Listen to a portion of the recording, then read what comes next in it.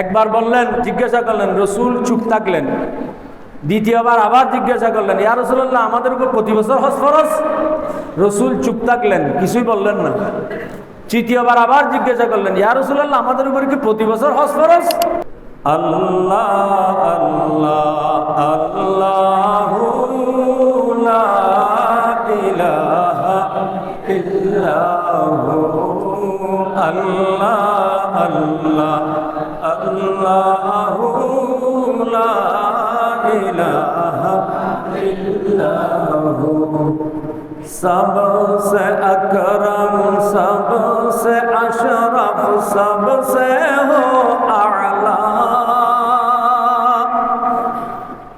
सबसे अकरम सबसे अशरफ सबसे हो आला मालिक जन्नत कासिम निअमत मालिक जन्नत कासिम निअमत सबसे हो बाला नबी जी अल्लाह अल्लाह अल्लाह ला इलाहा इल्लल्लाहु अल्लाह अल्लाह अल्लाह ला इलाहा इल्लल्लाहु। সম্মানিত উপস্থিতি, তো যাদের উপর হজ ফরজ হয়ে গেছে তারা হজ আদায় করতে দেরি করা এটা গুনাহ। দেরি করতে করতে কয়েক বছর যদি দেরি হয়ে যায়, কয়েক বছরে গুনার মাত্রা, গুনার পরিমাণ বেড়ে গেল। কিন্তু কয়েক বছর পরে যদি খুশ নসিবের কারণে হজ কপালে জুটে যায়, হজ যদি করে ফেলে, ইনশাআল্লাহ তার অতীতের গুনাহগুলি মাফ হয়ে যাবে। সুবহানাল্লাহ।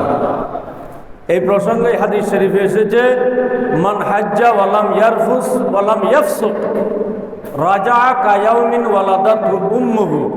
যে ব্যক্তি হজ আদায় করলো, কোনো গুনাহের কাজ করলো না, কোনো অশ্লীল কাজ করলো না, সে তার ঘরে এমনভাবে ফিরে আসলো যেন সে এই মুহূর্তে তার মায়ের পেট থেকে জন্ম লাভ করেছে।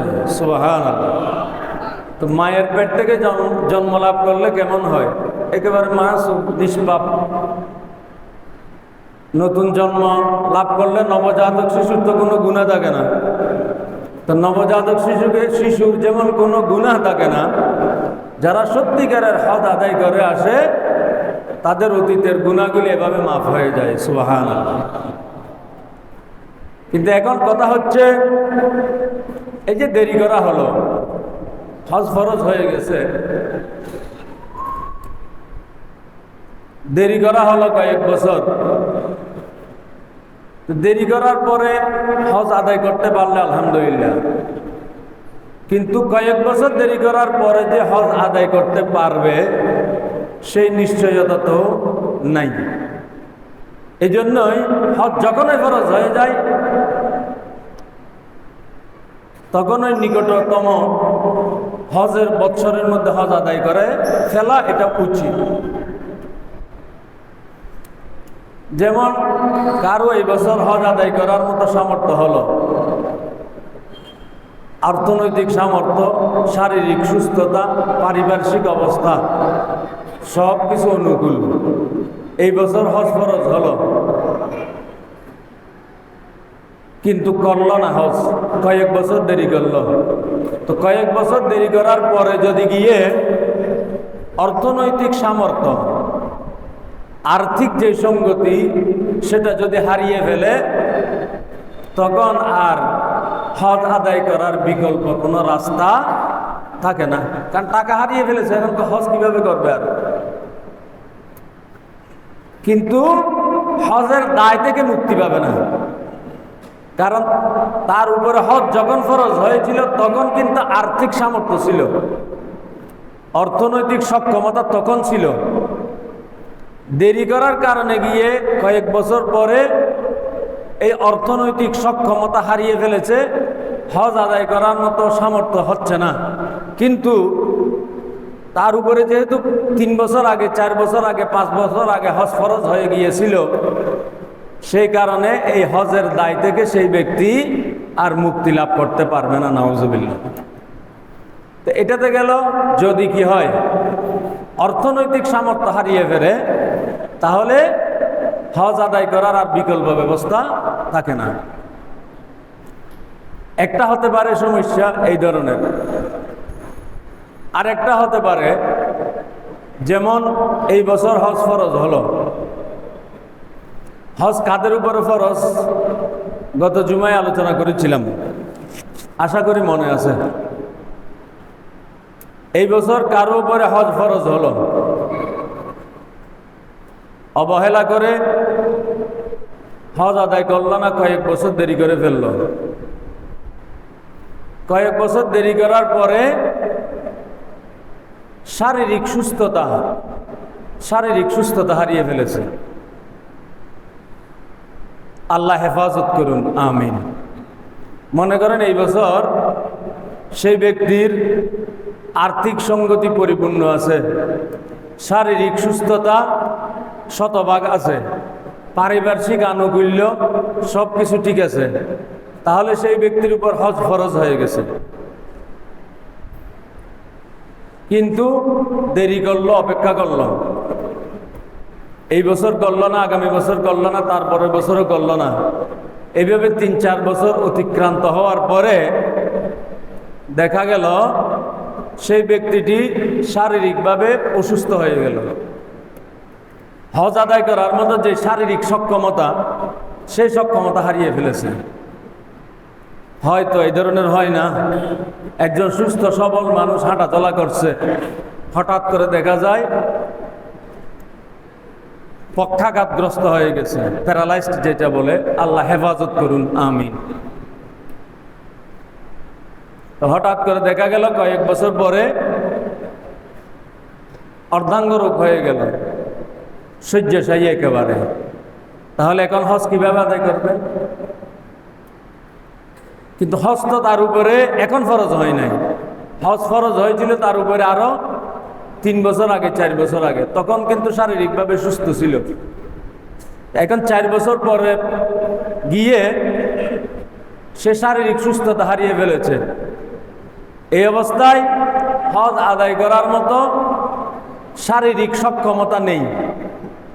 শারীরিক সক্ষমতা নেই সত্যি, কিন্তু এই অবস্থায়ও সেই ব্যক্তিকে বিকল্প পন্থায় হজ আদায়ের ব্যবস্থা করতে হবে।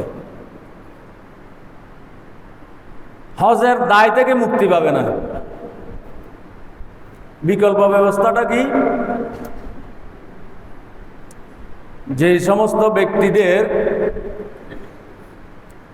আর্থিক সঙ্গতি, পারিপার্শ্বিক আনুকূল্য সব কিছু ঠিক আছে, কিন্তু শারীরিক সুস্থতা নেই, তাদের ক্ষেত্রে হাদিস শরীফে বিকল্প হজ আদায়ের ব্যবস্থা রাখা হয়েছে, যেটাকে বদলি হজ বলা হয়। এক সাহাবী রাসূলুল্লাহ সাল্লাল্লাহু আলাইহি ওয়াসাল্লামের খেদমতে এসে আরজ করল, ইয়া রাসূলুল্লাহ, আমার আব্বাজান খুবই অসুস্থ, বয়োবৃদ্ধ, বাবার চলত শক্তি নাই, হাঁটা চলা করার মতো শক্তি নেই, কিন্তু আমার বাবার উপরে কি হয়ে গেছে? হজ ফরজ হয়েছে। এই অবস্থায় কি হবে? তখন রাসূলুল্লাহ সাল্লাল্লাহু আলাইহি ওয়াসাল্লাম সেই সাহাবীকে বললেন, হুজ্জা আন আবিকা ওয়াতামির, তুমি তোমার বাবার পক্ষ হতে হজ এবং উমরা আদায় করো। সুবহানাল্লাহ।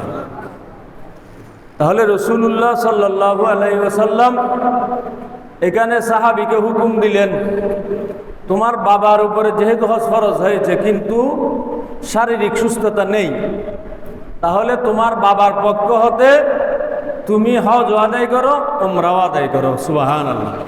এই জন্য যে সকল ব্যক্তি শারীরিক সুস্থতা হারিয়ে ফেলবে তাদের পক্ষ হতে বদলি হজের ব্যবস্থা করতে হবে। তো বদলি হজ কারা করবে?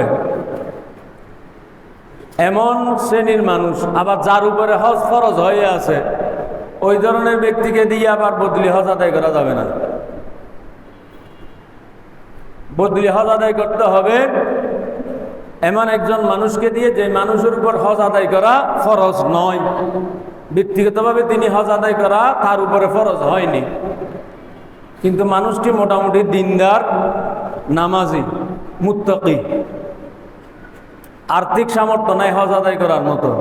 এই ক্ষেত্রে ওই অসুস্থ ব্যক্তির পক্ষ হতে সেই ব্যক্তিকে দিয়ে বিকল্প পন্থায় বদলি হজ আদায় করার ব্যবস্থা আছে, আলহামদুলিল্লাহ।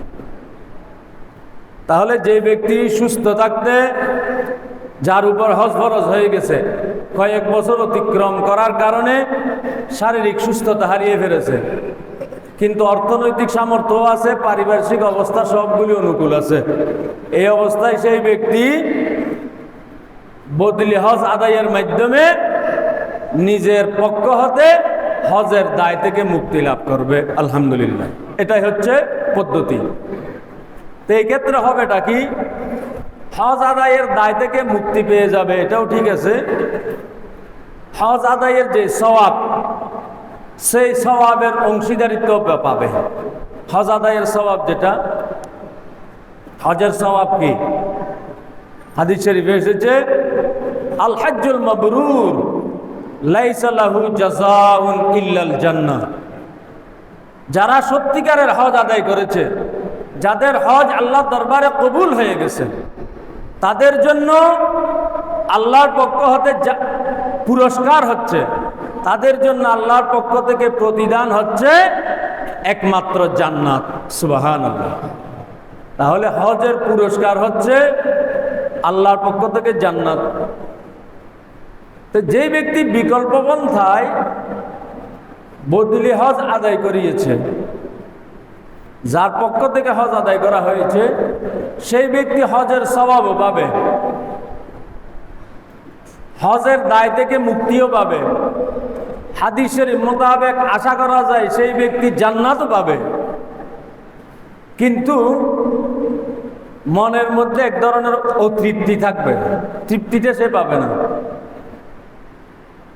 যেমন বাইতুল্লাহ শরীফ নিজের চোখে দেখতে পেল না,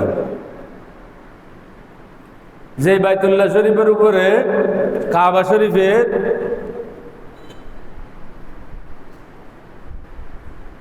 প্রতিটি সময়, প্রতিটি মুহূর্তে 120টি রহমত নাজিল হয়। সুবহানাল্লাহ।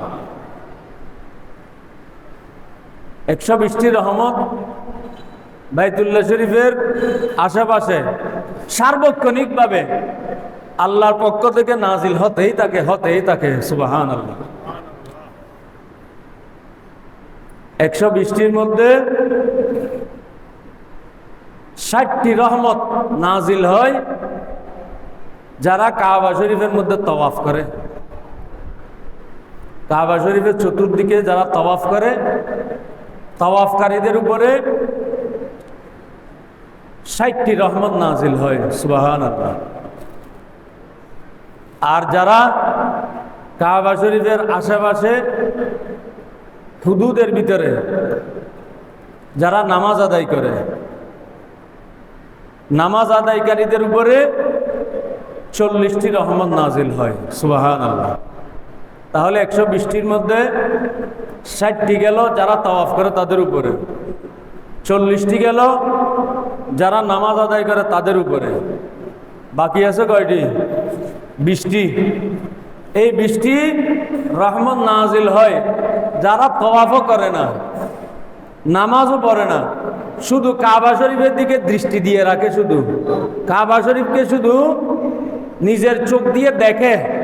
এই যে ব্যক্তি কাবা শরীফের দিকে শুধু দৃষ্টি দিয়ে রাখে, তার উপরে আল্লাহর পক্ষ থেকে 20টি রহমত নাজিল হয়। সুবহানাল্লাহ। তাহলে এই যে এত বড় রহমত, এত বড় নিয়ামত, নিজে হজ আদায় করতে গেলে তাহলে 120টি রহমত সে লাভ করবে, কারণ সে তাওয়াফও করবে, বাইতুল্লাহ শরীফের আশেপাশে নামাজও পড়বে, যে কোনো সময় বাইতুল্লাহ শরীফের দিকে দৃষ্টি দেবেই, তাহলে 120টি রহমত সে লাভ করত। এখন ওই দুর্ভাগা কয়েক বছর দেরি করেছে, শারীরিক সুস্থতা হারিয়ে ফেলেছে, নিজে হজ করার মতো আর চলত শক্তি নাই, বিকল্প ব্যবস্থায় বদলি হজ আদায় করেছে, হজের দায় থেকে মুক্তি পেয়েছে, কিন্তু কাবা শরীফের দর্শন থেকে সেই ব্যক্তি বঞ্চিত হয়ে গেছে। নাউজুবিল্লাহ। হাদিস শরীফে আছে, কাবা শরীফ প্রথম যে ব্যক্তি দর্শন লাভ করবে কাবা শরীফের, বাইতুল্লাহ শরীফের প্রথম দৃষ্টি দিলেই আল্লাহর দরবারে যে দোয়া করা হয় সেই দোয়া আল্লাহর দরবারে কবুল হয়ে যায়। সুবহানাল্লাহ। যারা হজ করতে যাবেন, যারা উমরা করতে যাবেন, প্রথম দর্শনে বাইতুল্লাহ শরীফ প্রথম যখন দেখবেন, সাথে সাথে মনের আবেগ নিয়ে, আকুতি নিয়ে আল্লাহর দরবারে ফরিয়াদ করবেন। হাদিস শরীফে এসেছে সেই ফরিয়াদ আল্লাহর দরবারে কবুল হয়ে যায়। সুবহানাল্লাহ। আমাদের ইমাম আজম আবু হানিফা রাদিয়াল্লাহু তাআলা আনহু কেমন দোয়া করেছেন যখন বাইতুল্লাহ শরীফ প্রথম তিনি দেখলেন। ইনিতে ইমাম আজম। ইমাম আজম তো আর এমনি এমনি হয় নাই। হুজুর ইমাম আজম আবু হানিফা রাদিয়াল্লাহু তাআলা আনহু যখন প্রথম কাবা শরীফের দর্শন লাভ করলেন, যখন প্রথম কাবা শরীফ দেখলেন, ইমাম আজম আল্লাহর দরবারে ফরিয়াদ করলেন, আল্লাহ আমি আবু হানিফাকে মুস্তাজাবুদ দাওয়া, অর্থাৎ আমার দোয়া আল্লাহর দরবারে কবুল হয়ে যায়, আমাকে এমন ব্যক্তিতে পরিণত করে দাও। সুবহানাল্লাহ। কি বুঝা গেল? আল্লাহ আমাকে এমন ব্যক্তিতে পরিণত করে দাও, আমি যে দোয়া করি সেই দোয়া তুমি আল্লাহ কবুল করো, আমাকে এমন ব্যক্তিতে পরিণত করে দাও। সুবহানাল্লাহ। তাহলে আর কিছু বাকি আছে নাকি? কিছু আর বাকি থাকলো না। হাদিস শরীফ এসেছে বাইতুল্লাহ শরীফ দেখলে প্রথম যে দোয়া করা হয় সেই দোয়া কবুল হয়ে যায়। ইমাম আজম এমন দোয়া করে দিলেন,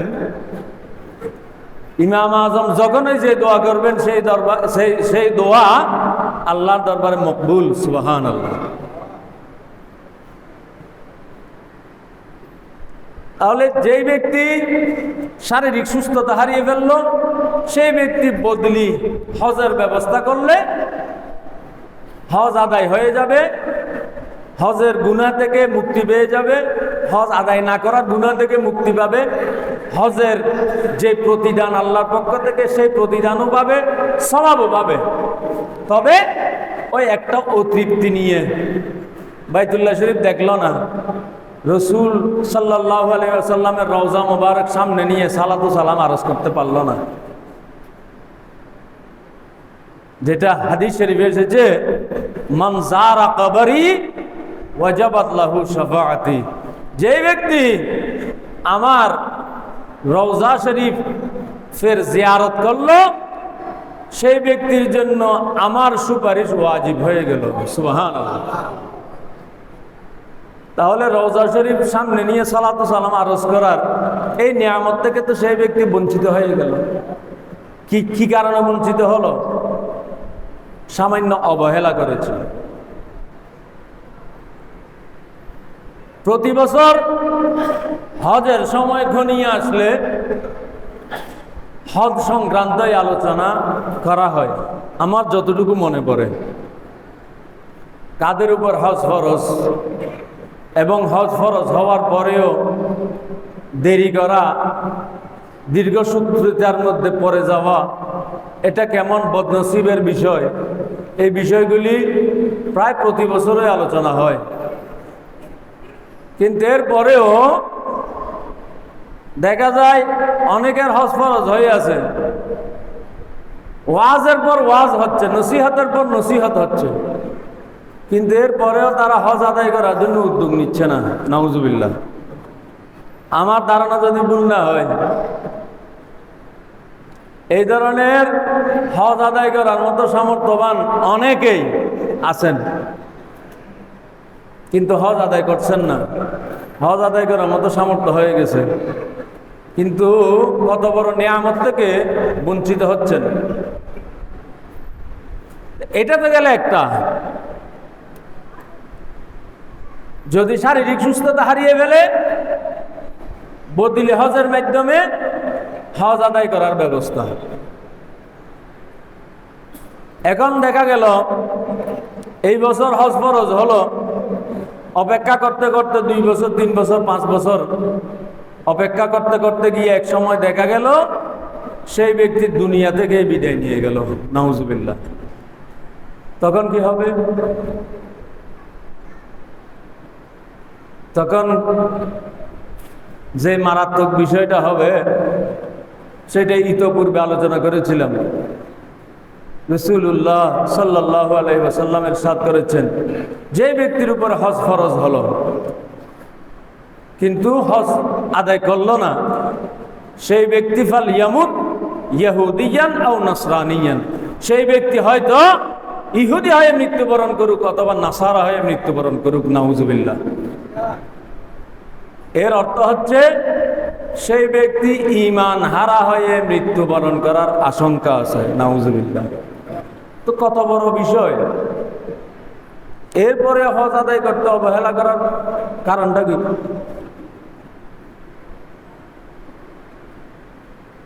এরপরেও যদি কোনো ব্যক্তি হজ ফরজ হয়ে গেছে, দেরি করার কারণে হজ আদায় করতে পারল না, কয়েক বছর পরে সেই ব্যক্তি মৃত্যুবরণ করলো, তাহলে সেই ব্যক্তিটি এখন হজের মতো একটা ফরজ ইবাদতের দায় নিয়ে দুনিয়া থেকে বিদায় নিয়েছে, নাউজুবিল্লাহ।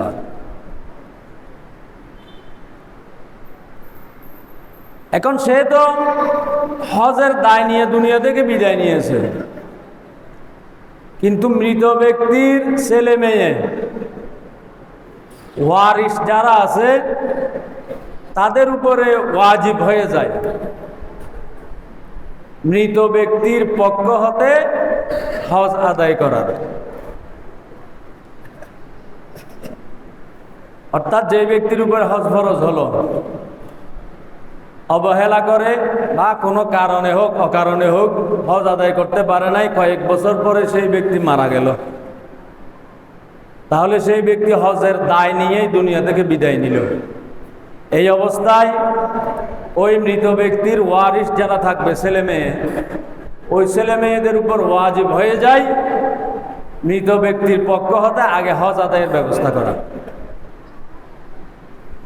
এবং মৃত ব্যক্তির যে সম্পদ বন্টন হয় ওয়ারিসদের মধ্যে ছেলে মেয়েদের মধ্যে, স্ত্রী মা বাবা, এই সম্পদ বন্টন হবে কখন?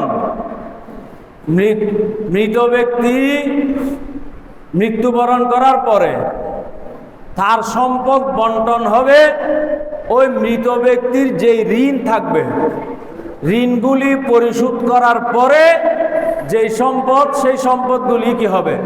বন্টিত হবে। নিশ্চিতভাবে যে ঋণগুলি থাকবে মৃত ব্যক্তির, ওয়ারিসদের উপর ওয়াজিব সেই ঋণগুলি পরিশোধ করা। এই জন্য আমাদের দেশে প্রচলিত আছে জানাজার নামাজের মধ্যে মৃত ব্যক্তির ওয়ারিসদের পক্ষ হতে কোনো একজন বলে, যদি মৃত ব্যক্তির কোনো পাওনা থাকে, কেউ যদি তার কাছ থেকে কোনো প্রাপ্য থাকেন আমার সাথে যোগাযোগ করবেন, আমি একটা মীমাংসা করার ব্যবস্থা করব। এই প্রচলনটা ভালো, কিন্তু আমি শুনেছি, সত্য মিথ্যা জানি না, এই ধরনের ওয়ারিসরা নাকি ওয়াদা করে জানাজার নামাজে, ঠিক আছে, কিন্তু পরে নাকি এই ওয়াদা পূরণই করে না, ওই ঋণ নাকি পরিশোধই করে না, নাউজুবিল্লাহ। এটা হচ্ছে জুরমুন আলা জুরমিন, গুনার উপরে গুনাহ করা। মৃত ব্যক্তি ঋণ রেখে দুনিয়া থেকে বিদায় নিয়েছে, এক গুনাহ নিয়ে সে দুনিয়া থেকে বিদায় নিয়েছে। এখন ওয়ারিস যদি নিশ্চিত হয় ওই ব্যক্তি তার পিতার বা তার পূর্বসূরির পক্ষ হতে এই টাকা প্রাপ্য আছে, এখন ওয়াদা করেছে সে প্রাপ্য পরিশোধ করবে, এখন যদি সে সেই প্রাপ্য পরিশোধ না করে, তাহলে পরিশোধ না করা একটা গুনাহ, ওয়াদা করে ওয়াদা খেলাফ করা আরেকটা গুনাহ। এখন ওই ওয়ারিস দুইটা গুনাহের ভাগীদার হচ্ছে, আর মৃত ব্যক্তি তো গুনাহের ভাগ নিয়েই দুনিয়া থেকে বিদায় নিয়েছে। এই জন্য ওয়াদা খেলাফ মুসলমান ইমানদার ওয়াদা খেলাফ কি করতে পারে না, এটা ইমানদারের সাথে শোভা পায় না। আল্লাহ কি বলেছেন? আল্লাহ ইমানদারদের বিভিন্ন পরিচয় দিয়েছেন। ইমানদাররা কেমন হবে? মুত্তাকি হবে, নামাজি হবে, রোজাদার হবে, সত্যবাদী হবে। তারপরে বলছেন ইমানদাররা বল মুফুনা বিআহদিহিম ইজা আহাদু, ইমানদাররা এমন হবে যখন তারা কোনো ওয়াদা করবে সেই ওয়াদা তারা পূরণ করবে। সুবহানাল্লাহ। তাহলে ওয়াদা করে ওয়াদা পূরণ করা এটা ইমানদারের পরিচায়ক, আর ওয়াদা খেলাফ করা এটা মুনাফিকের আলামত। হাদিস শরীফে বলা হয়েছে মুনাফিকের আলামত তিনটি আলামতের মধ্যে এক নম্বর হচ্ছে মিথ্যা কথা বলা। ইমানদার মুসলমান মিথ্যা কথা বলতে পারে না, মিথ্যা কথা বলাটাই হচ্ছে মুনাফিকের আলামত। তারপর 2 নম্বর হচ্ছে ওয়াদা খেলাফ করা। কারো সাথে প্রতিশ্রুতিবদ্ধ হলাম, কারো সাথে ওয়াদাবদ্ধ হলাম, ওয়াদা খেলাফ করলাম, এটা হচ্ছে মুনাফিকের 2 নম্বর আলামত। আর 3 নম্বর আলামত কি? কোন আমানত রাখা হলে সেই আমানতের খেয়ানত করা। তাহলে যে কথাটি বললাম, ওয়াদা করলে ওয়াদা পূরণ করতে হবে, এটা মুসলমানের ইমানদারের দায়িত্ব, ফরজ। তাহলে যে মৃত ব্যক্তি দুনিয়া থেকে বিদায় নিল, তার যে ঋণগুলি রেখে গেছে সেই ঋণগুলি পরিশোধ করা ওয়ারিসদের উপর ওয়াজিব। তো এখন অন্যান্য মানুষের যে ঋণ, সেই ঋণগুলি আপনি পরিশোধ করবেন, ওয়ারিসরা পরিশোধ করবে, ঠিক আছে, কিন্তু হজের মতো একটা মহা ঋণ আল্লাহর সাথে সে রেখে গিয়েছে, তো সেই ঋণ অবশ্যই পরিশোধ করতেই হবে ওয়ারিসদেরকে। এবং সেই ঋণ পরিশোধ করার পরে যদি কারো পিতা মারা গেল, মারা যাওয়ার পরে দেখা গেল তার উপরে হজ ফরজ হয়েছিল কিন্তু হজ আদায় করে নাই, এদিকে এদিকে বিভিন্ন ঋণও রয়ে গেছে, অমুক অমুক এত প্রাপ্য আছে, সমস্ত প্রাপ্য বুঝিয়ে দিতে হবে। তার যে হজের দায় নিয়ে দুনিয়া থেকে বিদায় নিয়েছে, হজ আদায় করার ব্যবস্থা করতে হবে। 7-8 লাখ টাকা যা খরচ হয় বদলি হজ, এই হজ আদায় করার ব্যবস্থা করার পরেই যে টাকা থাকবে, যে সম্পদ থাকবে, সেই সম্পদই শুধু ওয়ারিসদের মধ্যে বন্টন করা হবে। যাই হোক, যাদের উপরে হজ ফরজ হয়ে গেছে আল্লাহ তাদেরকে অনতি বিলম্বে হজ আদায় করার তৌফিক দান করুন, আমিন। আর অতিরিক্ত হজ আদায় করতে পারা এটা তো বড় খুশনসিবের কথা। হজ ফরজ করেছেন একবার রহমতুল্লিল আলমিনের রহমতের সদকায়। সাহাবীদেরকে যখন আমার রসুল এই হজ সম্পর্কিত আলোচনা করছেন, যাদের সামর্থ্য হবে তাদের উপর হজ ফরজ, এক সাহাবী কৌতূহলবশত জিজ্ঞাসা করলেন, ইয়া রাসূলুল্লাহ, প্রতি বছর হজ ফরজ আমাদের উপরে? একবার বললেন, জিজ্ঞাসা করলেন, রসুল চুপ থাকলেন। দ্বিতীয়বার আবার জিজ্ঞাসা করলেন, ইয়া রাসূলুল্লাহ, আমাদের উপর প্রতি বছর হজ ফরজ? রসুল চুপ থাকলেন, কিছুই বললেন না। তৃতীয়বার আবার জিজ্ঞাসা করলেন, ইয়া রাসূলুল্লাহ, আমাদের উপর কি প্রতি বছর হজ ফরজ? তখন তৃতীয়বারে রসুল জবাব দিলেন, লাউ কুলতু নাম, যদি আমি বলতাম হ্যাঁ ওয়াজাবাত, তাহলে প্রতি বছর হজ ওয়াজিব হয়ে যেত, ফরজ হয়ে যেত। সুবহানাল্লাহ। কিন্তু রসুলের জবান মোবারক দিয়ে যখন বের হলো না প্রতি বছর, রসুল উম্মতের প্রতি কত দয়াবান, উম্মতের কষ্ট হবে প্রতি বছর হজ আদায় করা, এই জন্য আমার রসুল মুখ দিয়ে বের করলেন না প্রতি বছর হজ ফরজ, বরং জীবনে একবারে হজ ফরজ করেছেন। সুবহানাল্লাহ। আর অতিরিক্ত সামর্থ্য থাকলে তো আলহামদুলিল্লাহ, ভালো কথা।